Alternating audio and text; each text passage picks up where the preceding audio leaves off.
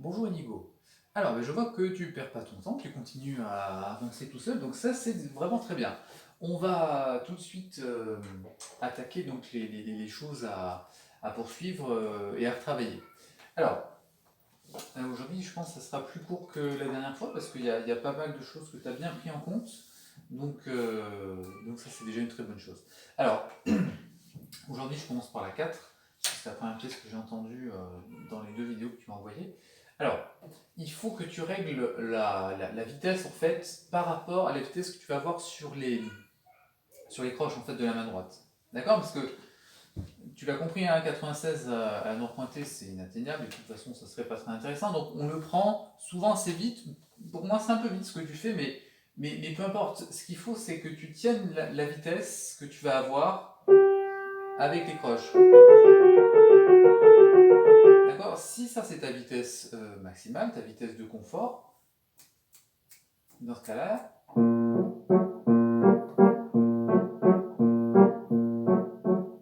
il faut que ton introduction soit à cette vitesse et pas au-delà. Parce que du coup, ce que tu fais, tu prends très très vite.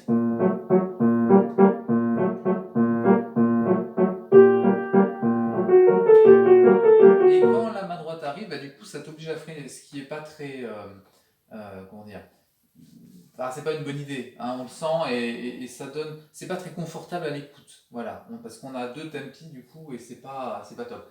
Donc, trouve ton tempo que tu as l'habitude de prendre sur les croches et tu le rapportes après au début pour ne pas avoir deux vitesses différentes. D'accord? Donc, ça, c'est très simple à régler, mais il faut y penser.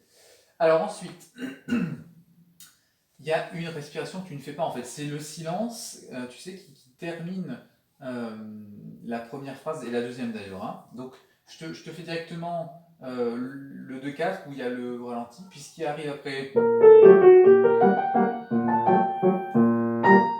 vois, on a ce soupir avant d'attaquer le si bémol que tu oublies en fait. Donc toi tu lis tout, tu fais la première fois et la deuxième, hein. Les deux fois c'est la même mélodie avec donc un décalage au niveau de la main gauche, mais la main droite ne change pas.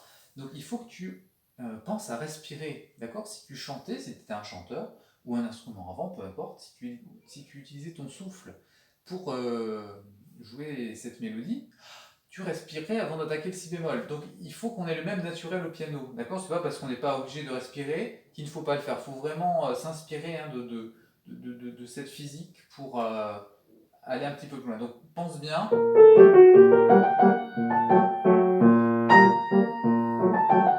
à respirer, puis tu vois, ça a donné un plus sur le si bémol parce que le fait de couper, quand on va attaquer le si bémol, il sera plus expressif. D'accord? Donc pense-y bien parce que c'est ça, ça me manque vraiment.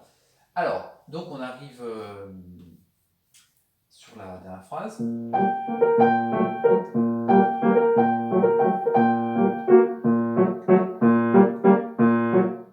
D'accord? Faut pas que ça soit trop fort parce que du coup, ça reste un accompagnement.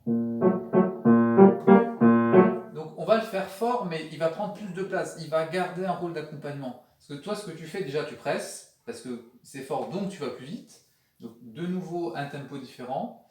Et puis tu le joues comme si c'était un thème, alors que ça reste un accompagnement, d'accord? C'est une espèce de décalage là aussi, tu vois, l'accompagnement se poursuit un petit peu comme s'il n'avait pas compris que la mélodie est finie. Donc ça a donné un côté un petit peu bizarre, mais c'est tout. Faut pas non plus que ça prenne le pas sur la mélodie qu'on vient de terminer. D'accord? Donc tu gardes ton tempo et tu modères le forte pour que ça paraisse pas non plus aussi,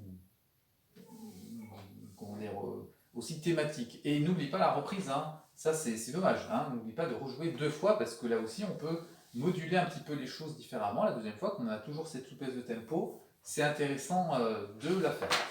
Alors, on arrive sur le passage de Bussy, là, la transition.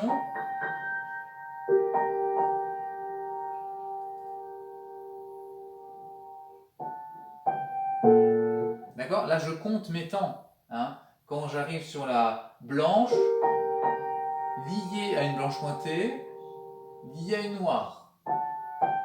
D'accord? C'est beaucoup, beaucoup, beaucoup plus long que ce que tu fais, hein. Toi, tu fais peut-être deux temps, mais là, on en a deux, plus trois, plus un. Donc, hein, je te laisse compter, c'est beaucoup plus long. Surtout qu'on est dans un ralentendo, hein, n'oublie pas. Donc, ça va rallonger d'autant plus. le tempo ne revenant que là. D'accord? Alors, ensuite, là j'ai pas mal de choses à te dire, des choses techniques, parce que comme tu vas plus vite, eh ben, c'est plus dur.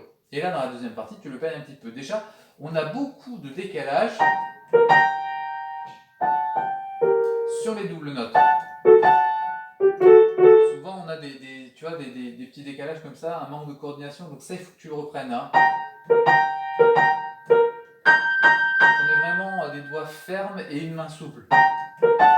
Des doigts fermes pour contrôler ce que tu fais et une main souple pour quand même arriver à se déplacer lestement sur le clavier.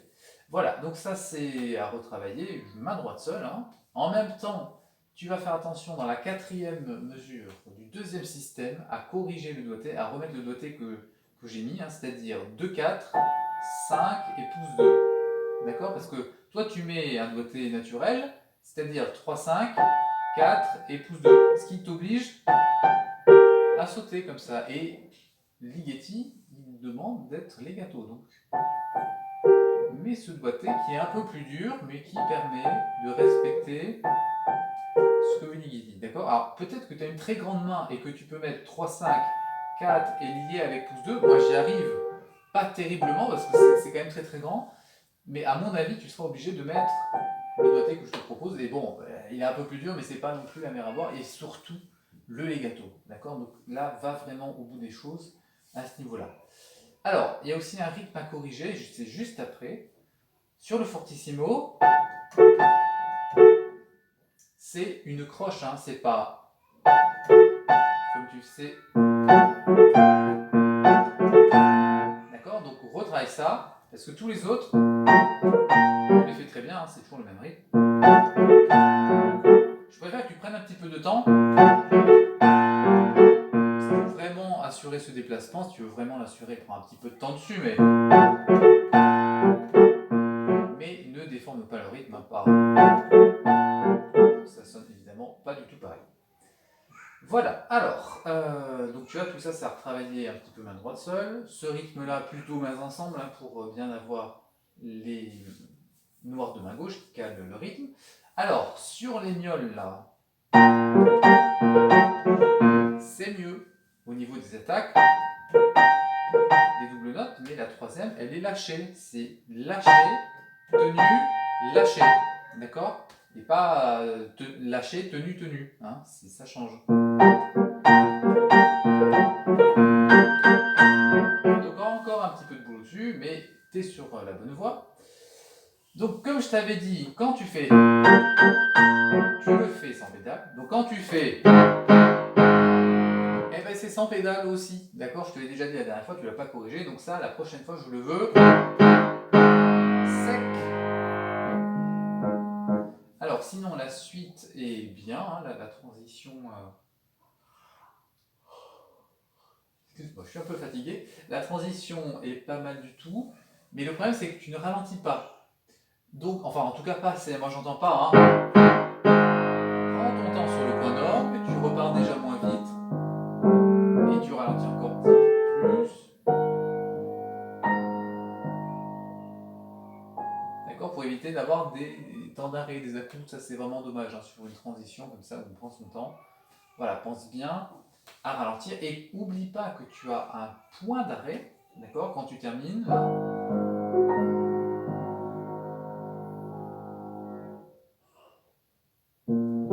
Ce point d'arrêt, c'est essentiel, d'accord? Tu ne peux pas enchaîner parce que tu mélanges deux choses qui n'ont rien à voir, d'accord? Donc, n'oublie pas le temps d'arrêt avant la réexposition.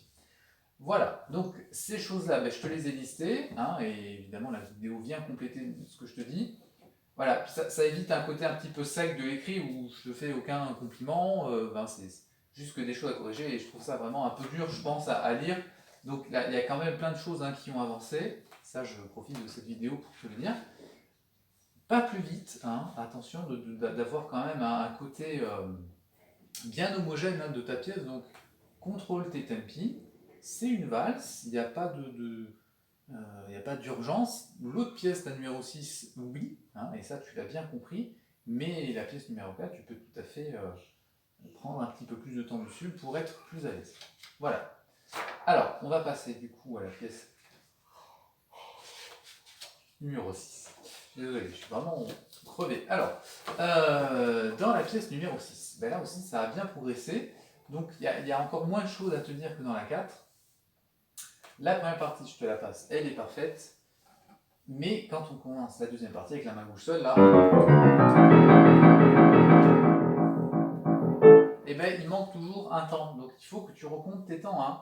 On a 3 mesures de 2-2, donc c'est 1, 2, 1, 2, 1, 2. D'accord, on compte à la blanche, et donc il y a 2 blanches par mesure, hein, de 2. Et il faut que tu démarres avec la main droite sur la troisième mesure, pas un temps trop tôt. Hein.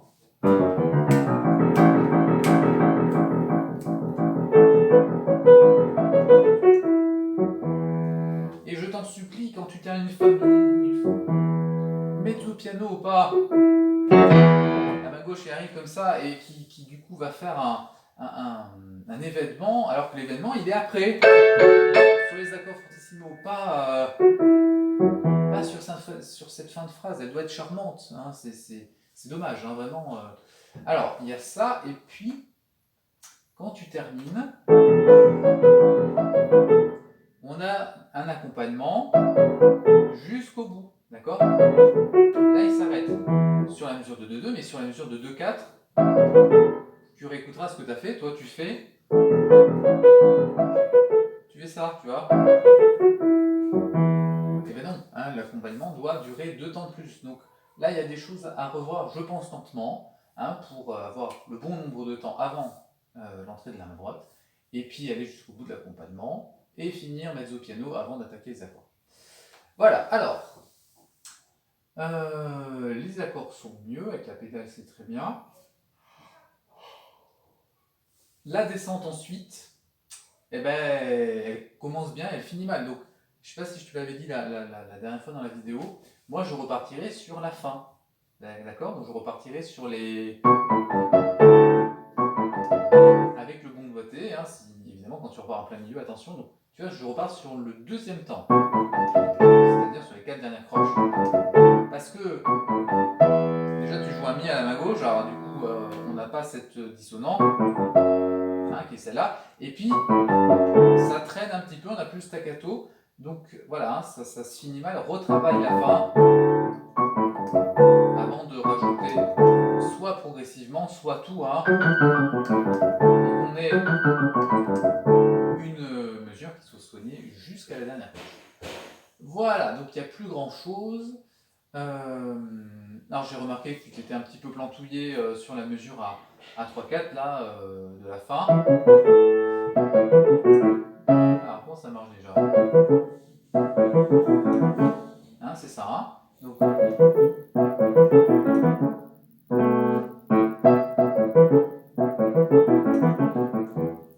alors c'est pas évident de repartir en plein milieu, je suis d'accord. Donc oublie pas, on a 5-3-2 pouces, et ensuite 5-4-3-2 pouces. Pour pouvoir descendre. Donc je suis pas sûr que tu y aies bien pensé, donc c'est peut-être quelque chose que tu réussis normalement, mais pas sur les vidéos. Donc il y a peut-être une petite faiblesse à retravailler, hein, que ça soit bien clair avant de remettre les mains ensemble.